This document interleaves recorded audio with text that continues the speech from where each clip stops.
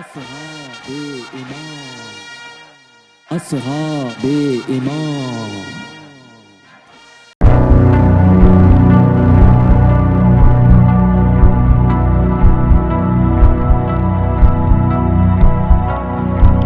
اور اپنے ان شہید بھائیوں کے ساتھ بھی اظہار یکجہتی کریں، اظہار محبت کریں جن کو گزشتہ کل اور پرسوں زاہدان میں مسجد میں نماز پڑھتے ہوئے بے دردی کے ساتھ شہید کر دیا گیا، جن کی تعداد اس وقت 200 سے بھی زیادہ ہو چکی ہے. بڑی تعداد میں علماء کرام کو شہید کیا گیا، مدرسے کو، مسجد کو بمبوں کا نشانہ بنایا گیا،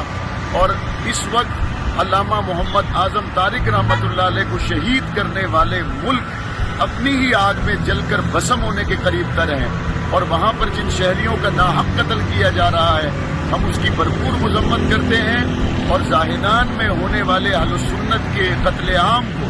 ہم نہ صرف یہ کہ خطے کے لوگوں کا مسئلہ سمجھتے ہیں، بلکہ یہ عالم اسلام کا مسئلہ ہے، اور پوری دنیا کا ہر مسلمان ان کے ساتھ ہے، اپنے شہید بھائیوں کے ساتھ ہے. اور ایران میں ناحق جن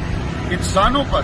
ظلم کیا جا رہا ہے، ان کو قتل کیا جا رہا ہے، پاکستان کے اور دنیا بھر کے تمام لوگ، انسانی حقوق کی تنظیمیں، ان سب کو چاہیے کہ وہ ان کے لیے آواز اٹھائیں، اور ہونے والی اس اعلانیہ کھلی دہشت گردی کے خلاف ہر سطح پر، سفارتی سطح پر، جہاں جس کے لیے ممکن ہو اسے اپنی آواز اٹھانی چاہیے. اللہ تعالیٰ مسلمانوں کی پوری دنیا میں حفاظت فرمائے، شہداء کے درجات بلند کرے. و عزیز زاهدان، مردم عزیز استان، حادثه که امروز پیش آمده بسیار تلخ و ناگوار هست و این حادثه مورد بررسی میگیره که مشخص بشه که به هر حال چه دسته توی کار بود که این حادثه امروز به وجود آمد. آنچه که الان نیاز جامعه ما هست و به شدت نیازه و آرامش هست که همه مردم عزیز زاهدان، شهرستان زاهدان، مردم عزیز استان آرامششون حفظ کنند و از هر نوع تعرض و تحریک اجتناب کنند در این شرایط، چرا که کاملا استان ملتهب، شهر ملتهب هست و هر نوع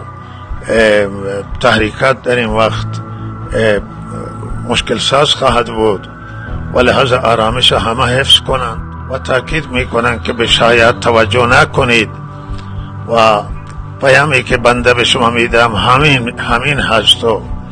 اعتقاد منه و خواسته خود بنده هست. تحریک نشید، کسان شما را تحریک میکنند، ببینید حرف هیچ کسی را قبول نکنید. به هر حال مجدد تاکید میکنم این پیام بنده را به همه برسونید. مواظب باشید که به هر حال خیلی ها دشمنانی هست که اهداف دیگر و اونها از شرایط بحرانی سوء استفاده میکنند. به دشمنان قسم خورده فرصت داده نشه که متشنج کنند منطقه را و برادر کشی را بیاندازند.